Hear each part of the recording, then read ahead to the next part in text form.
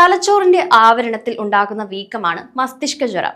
കഠിനമായ തലവേദന, പനി, ഛർദി എന്നിങ്ങനെ പ്രധാനമായും 3 ലക്ഷണങ്ങളാണ് മസ്തിഷ്ക ജ്വരത്തിനുള്ളത്.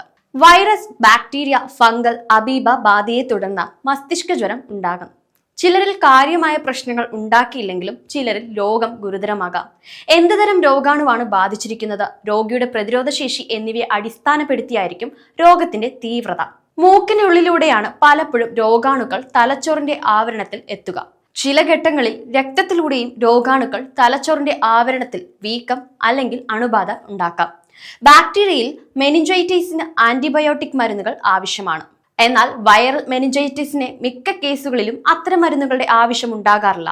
ചില സന്ദർഭങ്ങളിൽ ഏത് വൈറസ് ആണ് എന്നതിനെ ആശ്രയിച്ച് ആന്റിവൈറലുകൾ നൽകാറുണ്ട്. വൈറൽ അണുബാധയാണെങ്കിൽ ഒരാളിൽ നിന്നും മറ്റൊരാളിലേക്ക് പകരുവാനുള്ള സാധ്യതയുണ്ട്. മസ്തിഷ്ക ജ്വരം എങ്ങനെ പ്രതിരോധിക്കാം? പനി ബാധിതരായ കുട്ടികളെ സ്കൂളിൽ അയക്കുന്നത് ഒഴിവാക്കാം.